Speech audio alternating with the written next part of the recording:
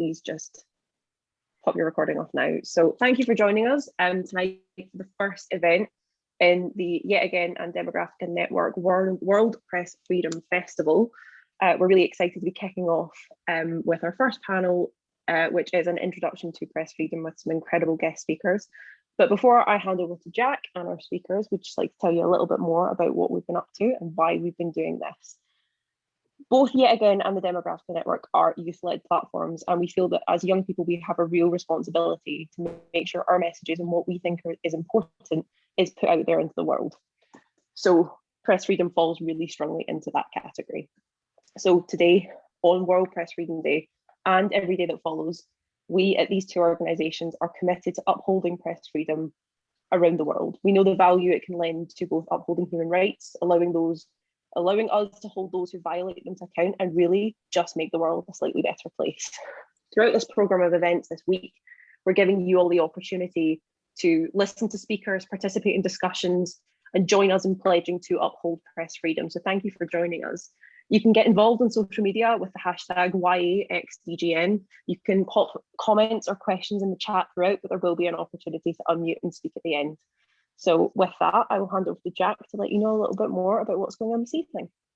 Thanks, Kirsty. Let me just apologise, first of all, for the disco lights that just went on behind me whilst Kirsty was talking. I've just had a power cut 10 minutes before we were starting this event, and the power's just come back on with perfect time. And I've set up my phone and sort of special lights that use battery around me. So we'll stick with this for now, but just wanted to apologise for that. Thanks for the amazing introduction, Kirsty. I'm delighted to be joined by Jackie Majerus and Matteo Bergamini today to be discussing an intro to press freedom. Jackie is an award-winning journalist and teacher. Jackie co-founded the educational non-profit Youth Journalism International in 1994. Based in the US, YJI has students around the globe. Jackie loves working with young writers, artists and photographers, seeing life through their eyes. After a successful career as a reporter at daily newspapers in Illinois, New York and Connecticut, Jackie now dedicates all her efforts to Youth Journalism International. She is a graduate of the University of Iowa, a former master teaching artist to young non-fiction writers at the Mark Twain House, a museum, and a member of the Journalism Educational Association. Matteo is the founder and CEO of the multi-award-winning education platform and creative social enterprise Shout Out UK, which has worked with schools across the UK to deliver courses and workshops on political media literacy. Matteo has given evidence before the House of Lords Select Committees on civic engagement and media literacy, and was the driving force behind the high-profile Channel 4 youth leaders debate in 2015, and most recently the APPG on political literacy launched in 2021, of which Shout Out UK is the secretariat. Thank you so much to both of you for joining me today. I really appreciate your time. I wanted to kick off by throwing open first to Jackie and then Matteo to get your thoughts on fundamentally, what does it mean to have a free press, and how can we judge that a press is free? So Jackie, I wanted to throw that over to you first to get us started. Well, what is a free press is the ability to speak and write whatever is the truth. It's the right to have your voice be heard, to as long as it's true and it's not libeling anyone. It's important for the press to be able to tell what's going on. If we don't have a press that's telling us, that's informing the populace, we're not going to have a democracy, because the people and the citizens won't know what's happening with their leaders. And the press is important because it needs to hold the powerful people accountable. And if the powerful people can squash the press, there's no press freedom, and there's no freedom for anybody, because if you want freedom for people, you have to have a free press. And how can we judge that a press is free? Do you think, as citizens, how can we begin to consider and to tangibly assess whether a press is free or not? Well, by reading it and by watching it, you can look and see what they're covering. And if everything is roses and lollipops, about the government, for instance, and there's anything wrong, and everything is great, that doesn't sound super free to me, or maybe it's just lazy, but it's probably not free. If if a reporter or a newspaper or a media outlet can criticize the people in power, the institutions, the government, and all of the other really powerful pieces, the business, and if that criticism goes unpunished, then your press is free. I mean, you're going to get blowback from the criticism, but you shouldn't have reporters arrested or jailed or censored by the government or anybody else. So I think if you can freely criticize, then that's a pretty good indicator that your press is free. Matteo, if I can throw the same question over to you, what are your thoughts if you have anything to add? Sure, no, definitely. So I'd say that in regards to what does it mean to have a free press, I would say is it independent to be able to report on truths and facts? And when I say independent, I mean not just from government, because that's the kind of standard one. The obvious one to see if you've got a free press is, are independent journalists and independent news outlets able to print something that is critical of the government without arguably getting shot or jailed? So let's be realistic. Right. But it's a bit more complicated than that, because do we have a press that is financially free, for example, or that isn't owned by a specific one interest party, for example? Like, all of these kind of things show us how free our press actually is. So a free press, a good, healthy free press, I would argue, is a press that is independent of state intervention, independent on any one specific financial donor or any one specific interest party, and where journalists are financially stable enough to do good investigations, because good investigations take a lot of resource. And if you don't have the ability to pay for those investigative journalists because of the economics and various other things, then your press is crippled in that respect as well.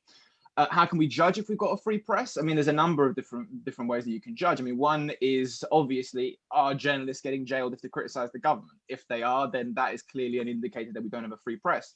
But do we have journalists that are skirting around topics, or potentially, creating clickbait articles, for example, because their publications are struggling financially or are owned all by one specific interest party? That, I would argue, is not necessarily a completely unfree press, but there are definitely issues there. Yeah, for sure. I completely agree. And do you think that, Jackie, we take, particularly in the West, I know you mentioned briefly, both of you, the risks that some journalists around the world face when they aren't in countries that have a free press. Do you feel like we, particularly in the West, take the freedom of the press and the freedom of information, the information exchange, for granted? Oh, absolutely. I think citizens won't know what they're missing until it's gone. And when it becomes threatened, some people realize that, but it's hard for people. They've got so much media coming at them at the same time. There's so many streams of information, disinformation, that it's hard for lots of people to separate what's important and what's not. And it's really hard as local papers in the US are disappearing. The gap for information is being filled by, say, the mayor's office might put out on the city website what happened, and people don't necessarily understand the difference between that and what they would get from a local reporter that's really trying to tell them what's happening, as opposed to the very biased news release or report by the mayor's office. And that's just kind of a tiny example, but I think media literacy is really important. And that's one of the things we do at Youth Journalism International, is help people understand that you have to look at things critically, and who is telling you that story and what are their interests. And a lot, unfortunately, there isn't a lot of media literacy. That educational ball sort of got dropped. And if more people, I do think people take it for granted because they think, of course we have a free press. And then you have political leaders like our former president, Donald Trump, saying that the media is the enemy of the people, that reporters are the enemy of the people. And he's not the only one who has done this, but that sort of drip, drip, drip of that message starts to permeate people's minds and thinking, especially if they don't know anybody that is in journalism, or they haven't really thought about it. And maybe they didn't grow up with the newspaper coming to their home, or their parents watching the news from a network entity. I think it's taken for granted, and I think it's definitely under threat. Matteo, I just want to sort of throw that over to you as well, and perhaps if you can sort of add to kind of whether or not you believe that the freedom of the press is under threat over here as well. I mean, yes, definitely, no doubt, for a number of reasons. I mean, in terms of do we take info for granted, or do we take good journalism for granted? I'd say that we don't. For a lot of us, and this may be a bit controversial to say, but I don't think we know what good information looks like anymore. And I think for a lot of people, especially coming up or growing up in the internet age, it's very hard to tell what is real and what isn't. And like Jackie said, because we've completely dropped the ball in terms of media literacy education in the UK, but in a lot of Western countries, we don't know what good information looks like, let alone, because we don't know, most of us will not be willing to pay for good information. You pay for what you value. And at the moment, we do not value journalism. We do not value facts. In fact, I would say that we've got a culture now where people don't care about facts, but care about things that align with their bias and opinion. And that's where I think the problem lies. So you've got an industry that's trying to give us fact-based good information that at the moment, the majority of people do not care to receive. And I think that culture needs to change. But because we don't care to receive this stuff, there is this struggle at the moment within journalism as well around pay and finance. Because obviously, like with any industry, you've got to make money and survive, right? And for most newspapers and news networks, you'd make money for advertising. But obviously, since with the introduction of Google and Facebook and so forth, that ad revenue has completely been obliterated for a lot of, especially the smaller publications. So some of them are putting up paywalls and so forth, and they need to think of radical ways to implement and stay afloat. The problem is that no one's willing, or very few people are willing to pay for what they're offering. And that means that they're struggling. A lot of them are hemorrhaging money. And that in itself is obliterating our own free press. It's not so much the government doing that as it is our own consumer habits that are obliterating our own free press. And that all stems from education. Yeah, I mean, I think it's a really stark example as to how we must do more to sort of fight and nurture the freedom of the press, particularly when we touch on education. And we'll come back to that in a second. Jackie, I'm interested to get your thoughts on how you think that we can start to claw back some of that control, and particularly from a US perspective. Are there any examples, maybe perhaps like Youth Journalism International, that are kind of going against the grain and trying to claw back that control? Oh, I'm glad you mentioned Youth Journalism International, because I do think that this organization is showing, it's teaching the next generation not only how to be reporters and how to gather news and what fact is and what opinion is. It's really important to know the difference between between news and opinion, because hopefully your opinions also have some facts in there, but facts are facts. But just learning the difference between what is news and what is opinion. There's a lot of talking heads on TV that it's not news reporting, it's opinion, and they're commentators. And there's nothing wrong with that. But a lot of people think those people are journalists, and they're not. And so much education is important. But at Youth Journalism International, our students are learning the difference between opinion and news. That's one of the things that they learn right away. What's the difference? And then they're not all going to be journalists, but they're all going to have a different point of view about it because they have been through this program.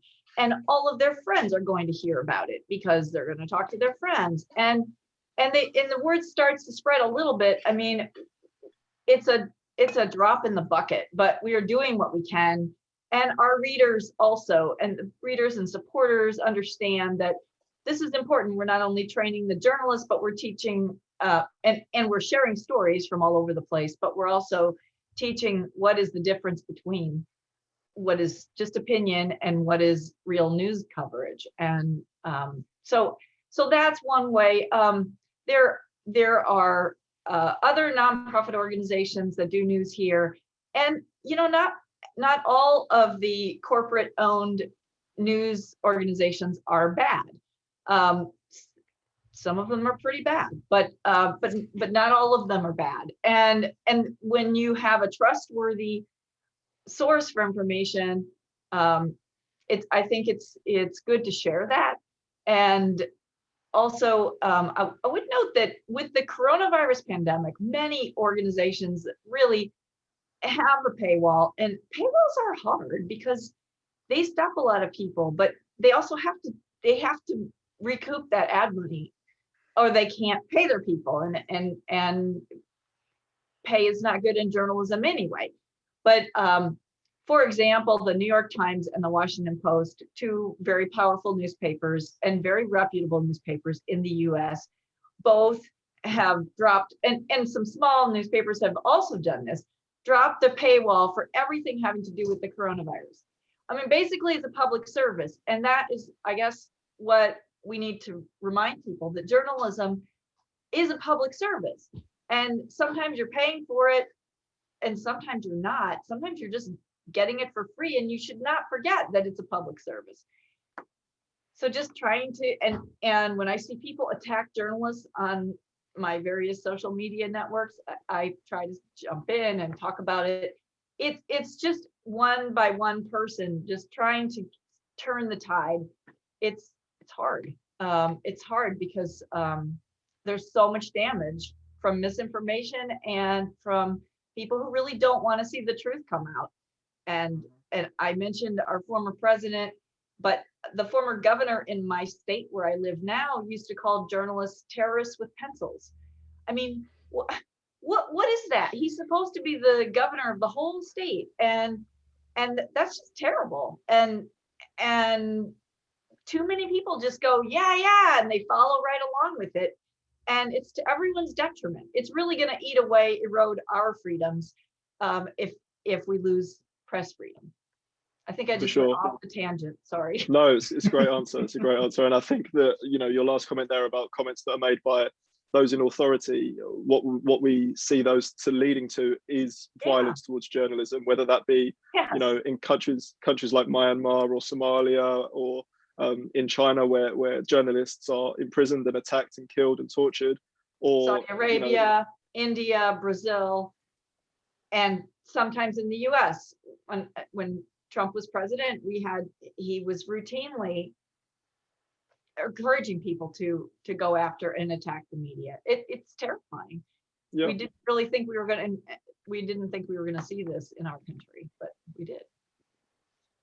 Matteo, I'm sure you've got thoughts on different ways to nurture press freedom, particularly from an educational level, but through the work that you do. So maybe you could tell us a little bit about that, and what education, what media literacy education, and what education that champions press freedom looks like. Sure, no, definitely. So, I mean, yeah, the answer is media literacy. I mean, I kind of would say that, but I genuinely believe it. Yeah, I mean, media literacy, just for those that don't know, it's basically understanding how to critically analyze the information that you receive, both online, offline, by radio, TV, or wherever you get your information from. And it's being able to understand the difference between disinformation, misinformation, and malinformation. So disinformation is fake information that's created specifically for a nefarious purpose, to harm you or to influence an opinion. Misinformation is incorrect information that is shared mostly by accident, or a kind of like an Onion article that's gone a bit too far and people are starting to believe it's true, something like that. And malinformation is true information that's used specifically to harm someone, that's completely taken out of context.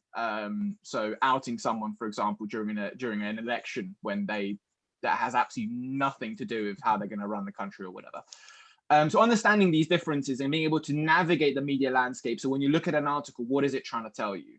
What kind of, who wrote it? What is their background? What is the article trying to say? Does it have sources? And if it does have sources, are those sources credible? What does a credible source look like? Is it a academic with a history in writing about this issue that the journalist is quoting from? Or is it a random Twitter account that got banned about a week later when the article came out, for example? Like, these are more obvious examples, but being able to critically analyze these kind of things and almost building a how can I say this? Almost like a cleaning schedule for your mind. So the best way I can describe it is we all wash, right? We shower. We don't wait until we stink. We don't wait until someone tells us that we've got BO and says, listen, you got to deal with something. Like there's something wrong here. You don't wait. You wash yourself regularly to make sure you don't stink. And media literacy is instilling in us the kind of same habits with our own opinions and where we get information from. It's never going to be I've learned this, I'm done, because media and information consistently changes. It's about building habits that when you are online and examining things, you're consistently thinking, okay, is this going into my bias? Is this somehow influencing me? And if it is, how can I read up on it? And we're never going to do this with every single article, but eventually you start to build up this habit where if you have a strong emotional reaction to something, you should probably read a bit more about that specific thing, as an example. And if we have this in every single school, eventually we will build up a generation that is resilient to misinformation and is also understanding of the value of good journalism. And that's basically what we as Shout Out UK do. We run political and media literacy programs where we teach young people how to critically analyze and build these kind of trends when they go online, to start to have these kind of hooks of understanding when you see something, you can then critically analyze it. And I think having that builds a respect for journalists and how hard their job is and how good journalism looks like. And hopefully we can start to change our relationship with information in a good way.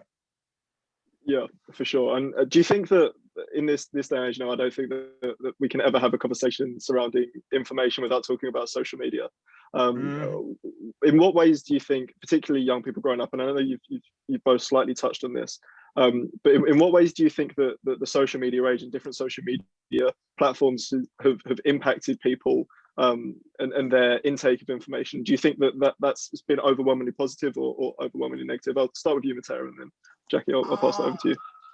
I would say it's been positive and negative, and I don't want to sound like a politician, but I kind of want to say that because it is positive and negative in the sense that if you look at social media, this is where I think there's a slight misconception about social media platforms, because if you look at social media platforms like Twitter, Facebook, Instagram, and TikTok, like they are trying to do things, and we can't deny that. Like if you look at Twitter, for example, putting up the banners to stop people. If you want to retweet this article, you got to read it first, or they prompt you to read it.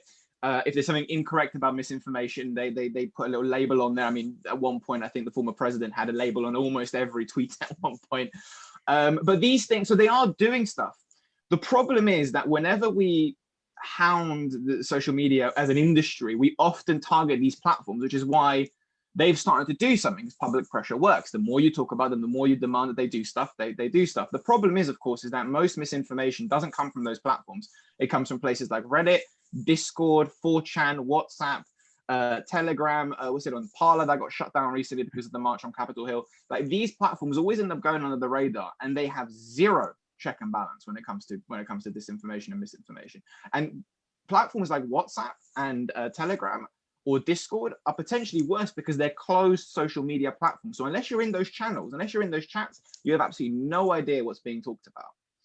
And we've really seen the impact of these closed social media networks in the case of the 5G conspiracy, for example, with coronavirus, where in the UK we had 20 masks get burned down because of people believing this conspiracy. So social media, I'd say, is a benefit because it's helped people in other countries kind of organize and protest and be anonymous and be able to coordinate political activity. But at the same time, it's created this massive plethora of misinformation. But it's not the platforms that we often blame that are the root cause of the problem, in my opinion. And Jackie, how would you sort of analyze the impact of social media, but also the possible need to regulate social media platforms? The last part of that again, Jack? The possible need to regulate the social media platforms. Oh boy. Well, I don't know how hard they're trying, because it took a long time to get some of the garbage off of Twitter that was there for a long time, doing a lot of damage, hurting a lot of people. As far as, I see a good side. I'm like Matteo in that I see the good and the bad. I mean, there are organizing groups have used it to organize, but also I see social media as a really powerful way of connecting, because that's how I'm connecting with my students and they're connecting with each other. And we have really something pretty great. And it's all over social media because we can't be in the same place because we live in different parts of the world. But also because of the virus, we couldn't even get together in small groups in different places. So I think it goes back to media literacy with social media too. I mean, you have to teach kids that, first of all, nothing can ever be erased. You can't put something on social media and then go, oops, I think I will undo that. Or something off the, once it's on the internet, forget it, honey, it's there. You're never going to get it down. Because it's going to be cached somewhere. It's going to be in the Wayback Machine. It's going to be, someone will have made a screenshot or a snip of it. And once it's there, you're stuck with it. You pretty much have to live with it. And I think social media can be really dangerous for young people because it can suck them in and take their time away from more valuable pursuits. It can lead them astray into down these little dark channels that nobody knows what they're looking at, and some of it is pretty bad, I'm sure. I'm imagining mostly. But I think we have to teach young people how to use social media to empower themselves and to connect with each other, and not to, follow follow some of these terrible trends. I don't. As far as like whether they're regulating enough, I don't know what can be done, because on the one hand, they're publishing. Facebook is a giant publisher, but they don't take responsibility for a lot of what they're publishing. And you're saying, Matteo, that you're seeing more garbage on Discord and Reddit and those sorts of private channel-y things. I'm a pretty ardent user of Facebook because of the connections that I have there, and it is a way to promote what my students do. But I see a lot of crap there that's not true. And I guess it kind of depends on where you're spending your social media time. You'll see it wherever you happen to be.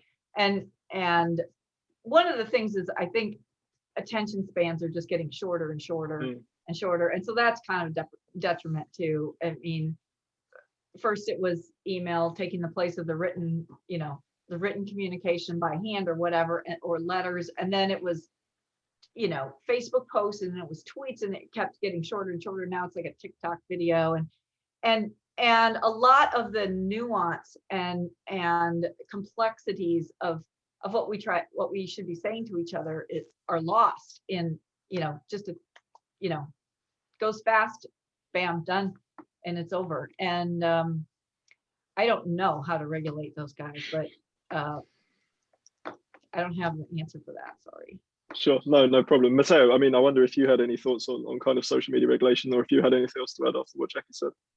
Yeah, I mean, just to clarify, I mean, I know that there's a ton of garbage on Facebook, a ton of garbage on Instagram. I probably should have said, I mean, there is more on those more obscure platforms, but there is, I mean, if you ever see those posts on Instagram which says, oh, did you know, and then there's some ridiculous fact, 9 out of 10 times that's garbage and completely misinformed. Just as a little tidbit, I remember getting bored one day and researching and having a look, and they are mostly debunked. In terms of regulation, I was kind of happy that Jackie was answering, so I didn't want to jump in.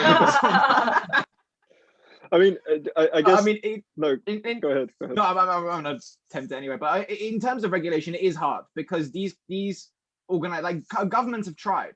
I don't know if you saw recently. I think it was Australia tried to get Facebook, for example, to start to contribute to paying for the public service that Australian news providers were doing, because obviously they get shared on their platform, and they don't pay for it. So the government was saying, well, actually, if you're taking benefit of having clicks and so forth from these articles, you should technically be paying these publishers. And Facebook said, all right, fine. If that's the case, then we're not going to offer our service in your country anymore. And the Australian government buckled and set up a deal with Facebook. So these companies are incredibly powerful. So what can we do to regulate? I don't know. I mean, if it is going to be something that regulate countries need to come together and come up with something, of course, we're in the wrong country to do that, because we've just left one of arguably the only power blocks in the world that could potentially challenge these organizations. I would say that if there were to be regulation, an organization like the European Union could potentially set up a framework whereby they had to take down misinformation at a certain time when it comes up. They have to respond to flags when it gets flagged as misinformation or fake news. Like, setting up these parameters aren't beyond belief. These companies make a ton of money. They just have no obligation to have any customer service, which is why they have no customer service. And obviously the other country that can potentially do this is obviously the US, because that's where a lot of these companies are based.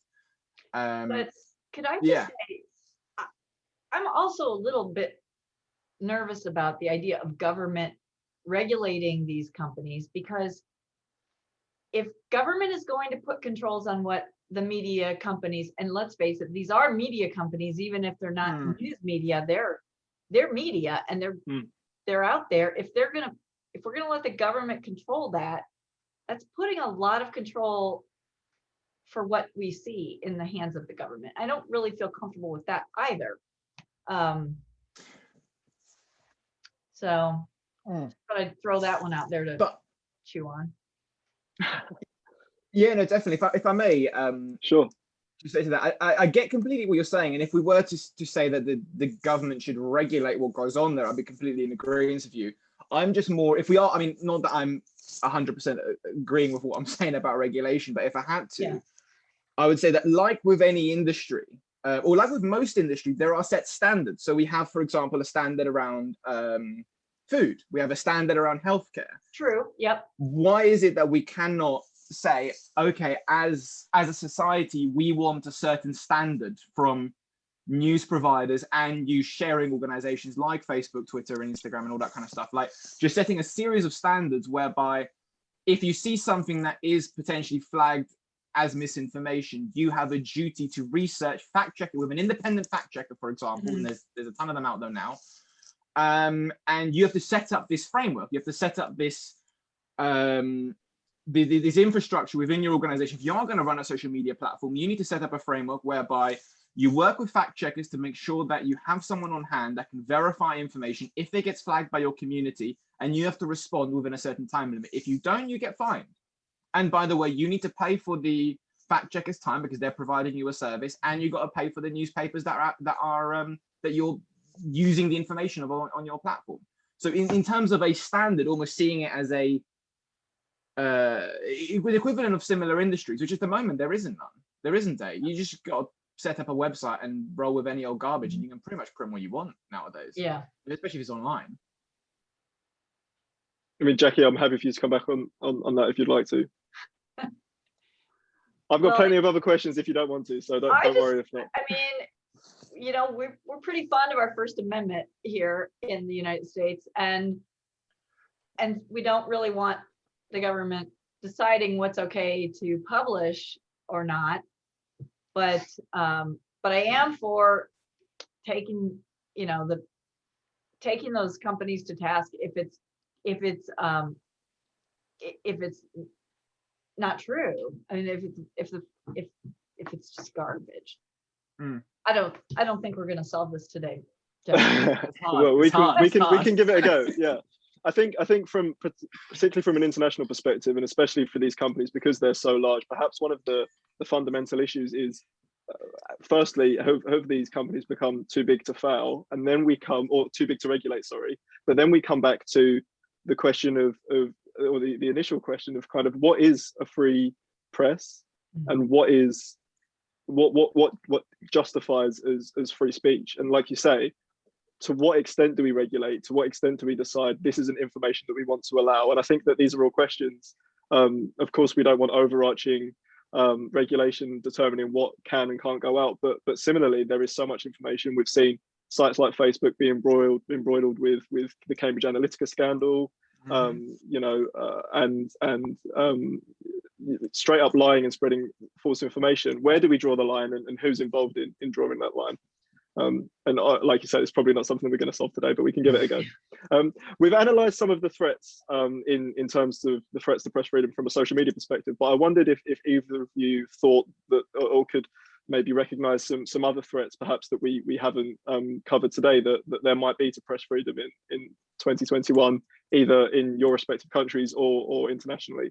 If either of you wanted to sort of start us off on that. Well, I think we still have a good deal of press freedom here in the United States. It was under threat. I think it still is, but we've reached a bit of an equilibrium, I think. With regards to Youth Journalism International, I'm much more concerned about students that are in places where there is a lot more government repression, and trying to help them tell their stories, even though it's really tough. And sometimes they can't tell the most important stories that they might want to tell because it might put them in danger, might put them at risk. But students in Iran, for instance, there's not a lot of freedom there, but there are other stories they can tell. Stories from Syria, stories from Vietnam, and at least the students that in these countries where there is a lot of repression, they still get a taste of what it feels like to get their work out there, so they can start to see the value of, wow, what if I could really talk about the serious, like there's some serious stuff that they've been covering, but really, like, who's the problem here? If they could really address that and feel free to do that, I think that would be amazing for them. But I think that it's valuable for them to see what freedoms their peers in other countries that do have this freedom. And it's also pretty remarkable to have, there was a discussion among students a few months ago when a student in the US was just learning about how there is zero freedom in Hong Kong. And we had a student in Hong Kong that wanted to write about something, but that student was really hesitant to say very much because I'm not in favor of my students putting themselves in danger. So they're young people and they have a lot of time to grow and learn and figure out what they want to do, and I would never put them in harm's way. But for American kids, for instance, to talk to a friend and then realize that they can't do the same thing you can do. They can't talk about their government. You mean to say that you can't criticize your government in public? No, you couldn't write this. She was absolutely flabbergasted. She didn't know. And this is not an ignorant young person. This is just a kid. She's in high school and she just didn't know. And the eyes get opened like saucers, just realizing that it's not the same everywhere. And so we try to elevate students everywhere, but not everyone can tell the most critical stories. But not even sure what question I was answering there. So I'm sorry. No problem. It's interesting. The different threats to press freedom in 2021. Yeah, so it's really different in different places, and our students go as far as they can, and sure. And that's my answer to that. Matteo, what would your thoughts? Matteo, save me. Yeah, and in terms of other threats, I mean, as I think we said, I think the changing internet online landscape and the financial ones are probably the biggest threats in our neck of the woods, in our side of the world. But one that I think isn't mentioned, which I think is worth mentioning, is something that I had the opportunity to explore a little bit during the first of many lockdowns, which feels like ages ago now, last year, where we worked, we managed to work on a podcast and a variety of other media literacy resources, but we managed to work on a 10-episode podcast with journalists from across the world, with them kind of explaining to us how they're kind of dealing with misinformation in their countries and what kind of threats they're facing. And I had this utterly mind-blowing conversation with this investigative journalist in Estonia, who was basically talking about Russian-inspired disinformation in his country. And one of the biggest threats, I'd say, specifically, I'd probably say Eastern Europe, but potentially further afield, is state-supported misinformation, or disinformation rather, in other countries. And the story of his was basically, he was investigating several independent publications who were critical of a variety of different politicians and so forth. And through this kind of, I think it took him about a year or so, and then another 6 months once he got the information and the data to then comb through it. But basically, it turns out that the independent publications were actually 100% supported by the Russian government. The money was coming from Russia, and there were WhatsApps and Telegram messages telling them which politicians to go for during Estonian elections. Wow. What kind of an impact that had on their elections is kind of not known. But that is definitely I would say a threat to press freedom, because if you don't know what is genuinely free or independent, because every publication claims they're independent, right? But are they? And if that starts to become muddled, then people are believing with their emotions already, where, if you want something to be true, you're more likely to go to a publication that agrees with your belief. If you can't even trust that a publication is independent anymore, people are just going to get pushed further into, well, forget it, I'm just going to believe what I want to believe, and I'm just going to read what aligns with my beliefs, because everything else is too complicated. So I'd say that muddling of what is independent and where that money comes from, and potential state actors using disinformation to destabilize regimes is another really powerful thing that a lot of Eastern European countries are going for. I mean, you look at Finland, for example, they have an amazing media literacy program, and a lot of it is inspired because of how much they've had to deal with in terms of disinformation from their neighbor. Sure. Yeah. Are they still available, those podcasts, to listen to? I mean, maybe we could signpost people over to them if they wanted to listen to them. Yeah, they are. They're on iTunes, Spotify, and all other major platforms. It's called Media Minded. Shameless plug. Brilliant. I'm keen to throw it open to audience questions in a short while. If you have a question, be sure to write it in the chat, or Kirsty, I don't know if there's like a raise hand function that people can use if they want to ask a question. Yeah, there is, I think. So yeah, please raise your hand if you've got a question, and we'll get to that in a second. Lastly, before we do that though, I wanted to sort of try and end, if we can, on a positive note, and ask you, well, I guess maybe not end on a positive note, but ask you whether you have a positive outlook about the future of press freedom, and the direction that we're headed in terms of journalistic integrity and media literacy and press freedom. So Matteo, I'll let you answer first, and then Jackie, if you can take that.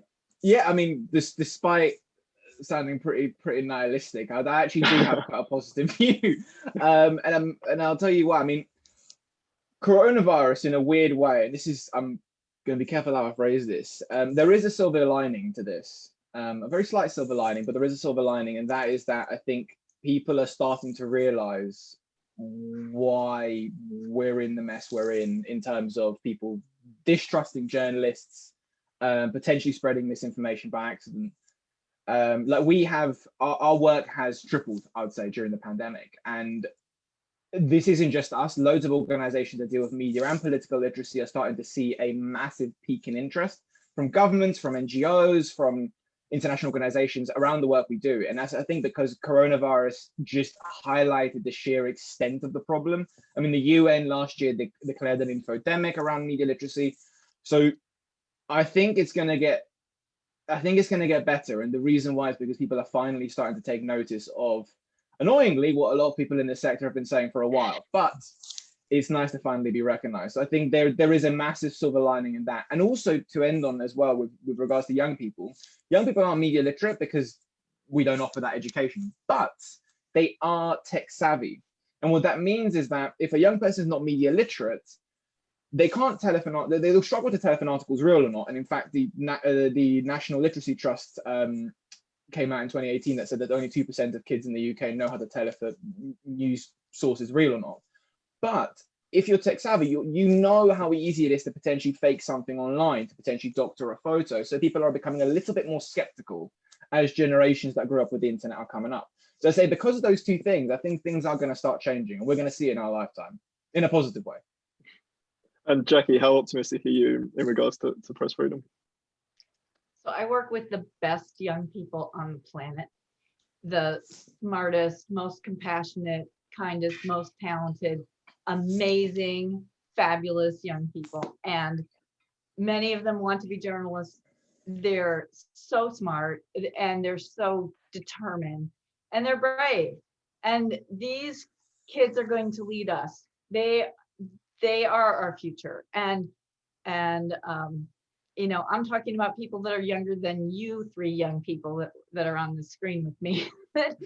they're fired up and they're hardworking and and you know, we just have to keep it together until we can just pass the ball to these guys, because they're amazing. And I do think in every respect, our world is going to be in better hands, and including journalism. And we are doing the best we can to educate in terms of media literacy and journalism, as many as we can.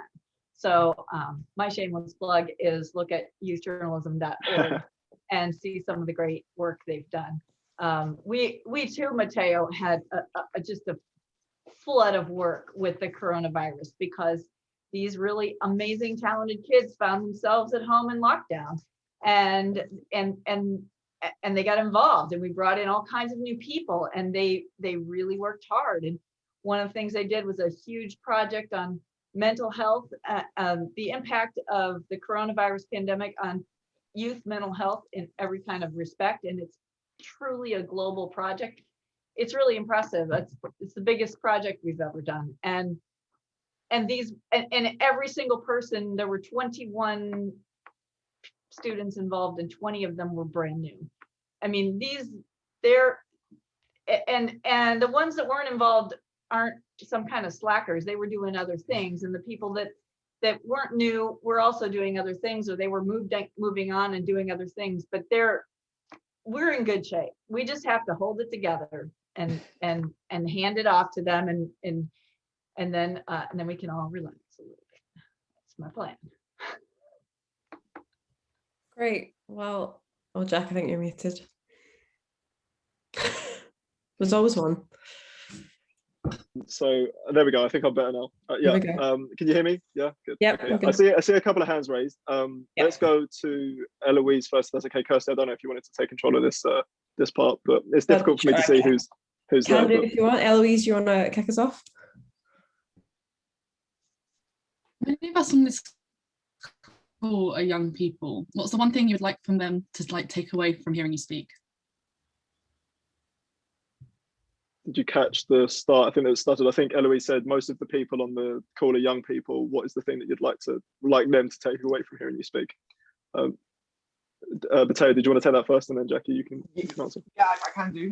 The one major takeaway I would say is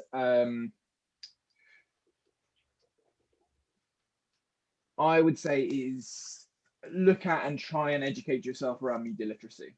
So don't.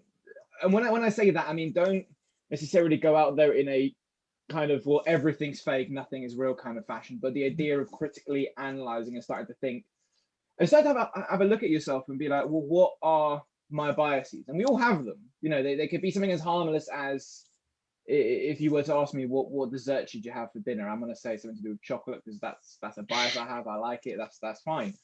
But, you know, biases can be harmless or can be harmful depending on what they are, but we just got to know that we have them, and know that things that we read online that align with our biases, we're more likely to have a belief in, want to be true, and therefore our critical thinking of those articles is going to naturally be lowered. So just being aware of that process automatically makes you a better critical thinker when you're engaging with information online. So if there's any takeaway, I'd say that personally. I agree with Matteo, and I would also say, you know, try to read reputable news publications. You know, in the UK, follow the BBC, follow the Guardian, like really pay attention, and you can even compare, you know, their stories from you know, what did the Guardian say about this, and what did the BBC say about it, and compare, you know, and there are others too. Obviously, those aren't the only ones. I'm just picking out those two that I I think they're relatively trustworthy publications and companies. You can, nobody's perfect, but start there, and you can compare what they do on the same story. Just try to keep up with things, and follow reputable news organizations more than celebrities or randos on your social media feed. I That's think good advice. that's really valid. And as someone, I work in media monitoring, and sometimes seeing the differences between like 3 different papers reporting the same story and just how vastly different they can be. I think having that varied income of, let's look at 3 different sources and the same thing and then make your mind up, it's never a one issue thing.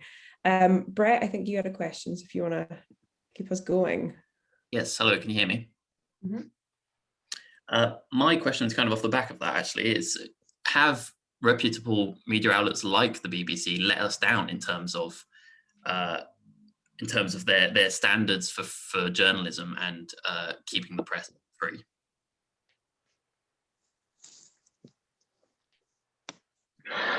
Go on. Whoever wants to take that first. I guess I can go. I'd say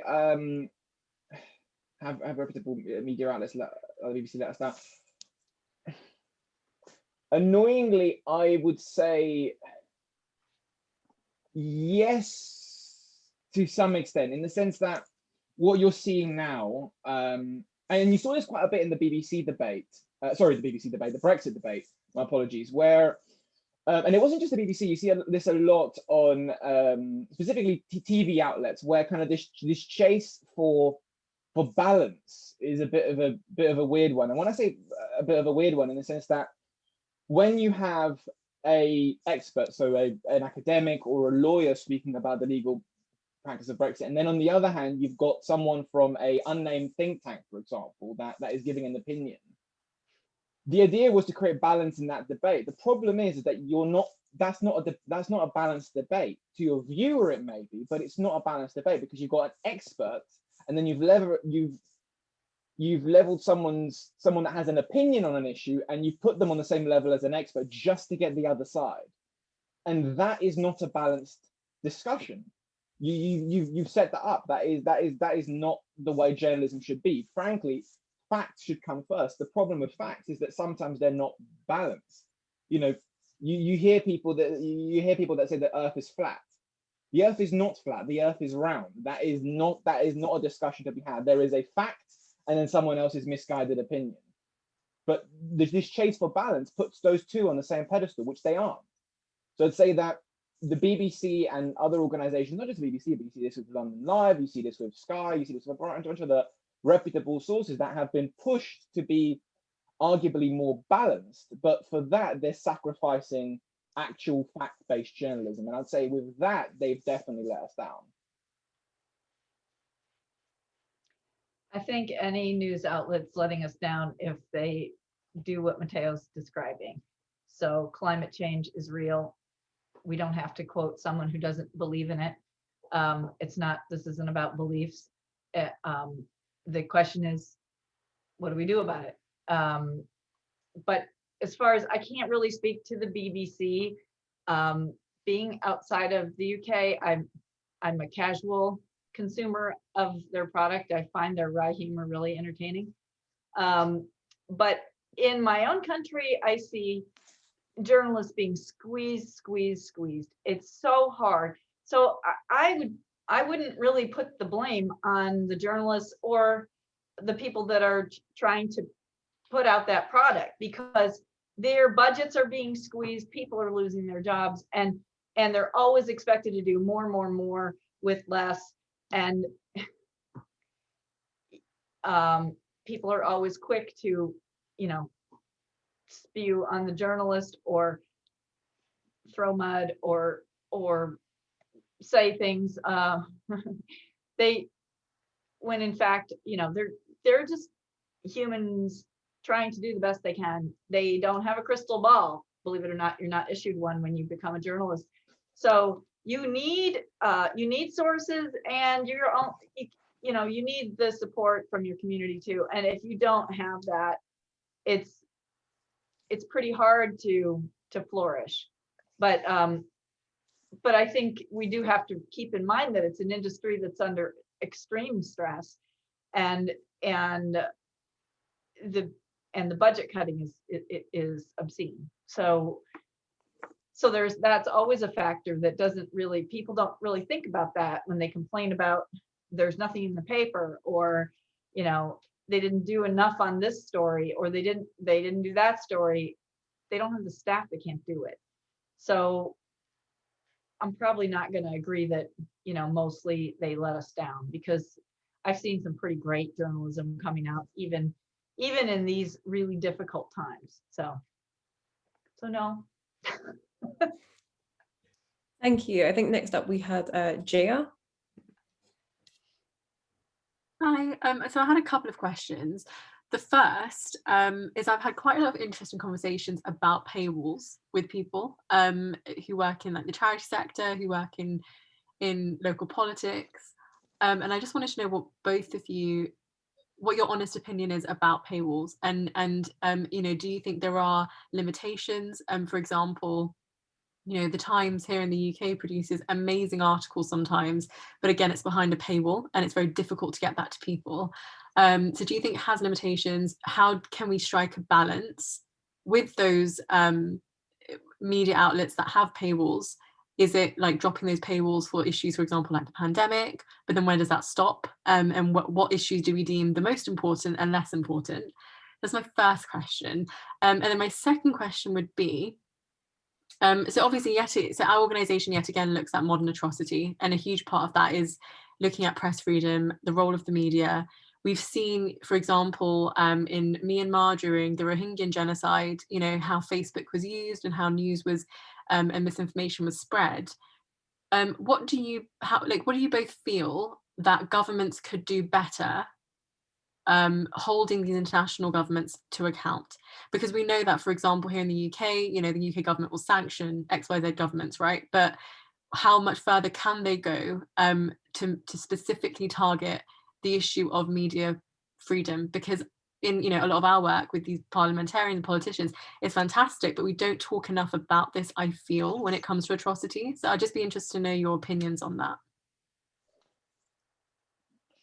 Sure, I can jump on it if you don't mind. On the paywall side of things, my honest opinion is I think all good organizations should put up paywalls, if I'm honest. Because like we expect to pay for food, we expect to pay for clothing, we expect to pay for everything else. Why do we believe that somehow we shouldn't pay for good information? But again, it comes down to the issue of we don't value it. There's absolutely no value put on good information. Lowering it for things like coronavirus and COVID, it's like, yeah, fine, but who's going to pay for it?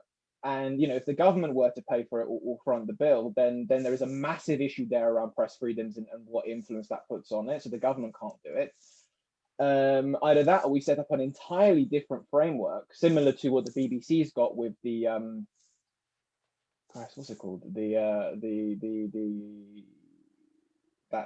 license fee, for example, the TV license fee. God, I went mind blank for a second there.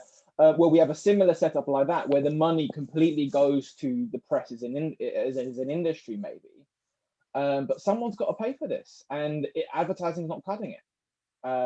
So frankly, I think we need to change our relationship with information and understand that good information takes effort.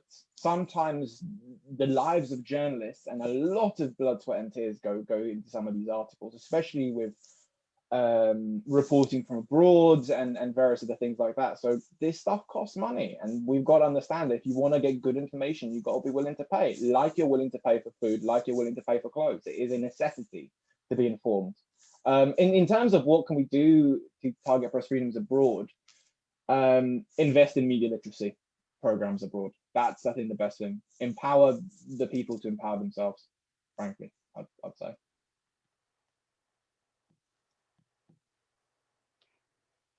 I kind of agree with Matteo. The paywalls, It's a tough question because so much information is free, and even in a town that still has a local paper, you might also have a free little weekly that's mostly ads. And there are people who would just prefer to get that little free shopper paper that's mostly ads, and then it's got some fluff pieces that people have sent in. They would rather get that for free than pay for the local paper that's going to tell them what's going on in their town hall. It's pretty frustrating. Media literacy, it all comes back to that, is valuing what we offer. I think a lot of people also don't want to pay for art and music, and that kind of media. So I think we're kind of in some good company. People don't want to pay musicians and artists, and so I don't think they want to pay for information either, because there's so much to be had for free, but the quality is just not there. And you're right that so much goes into coverage, blood, sweat, tears, time, and sometimes people's lives. And we just have to keep teaching people that there is a reason to pay for it. And also, if I do come back to, well, some people literally cannot afford it. So what happens then? In the US now, during the pandemic times, we couldn't say this, but before the pandemic, almost every public library had subscriptions to all kinds of publications. You could go to the library and you could read. And probably libraries are starting to make some of that stuff available online, where there's a subscription to something, or there's the actual paper, or there's a subscription at the library. So libraries can also, just a little plug for the library there. The library can be a place where you can access that stuff for free, because the library is in fact investing in the purchase. And I guess I agree with Matteo about setting a good example in places where we can. I don't know. I don't know what our government can do. Sanctions, yeah. It seemed like there wasn't a huge response to when the Saudis killing Jamal Khashoggi, and I would have liked to have seen more. But in terms of governments that are just cracking down on their journalists, are cracking down on their citizens too, showing a different way is a good thing that we can do. I don't know. I don't know what I think that the government should do. I'm kind of a peaceful person, so I don't. That's all I have to say about that. Sure. Sorry, Kirsty, if I may, just really quickly jump on the back of Jaya's, particularly the final question about holding governments to account internationally and what the role of media outlets is.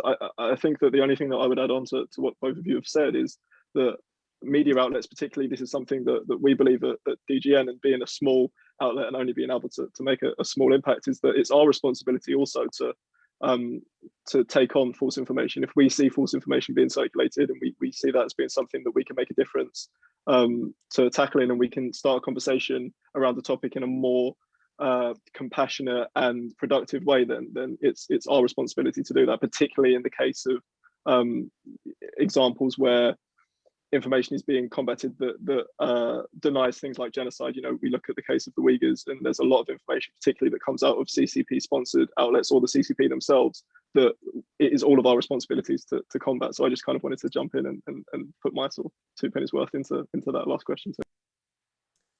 We've had a question in the chat from Natalia, who leads our legal series at Yet Again.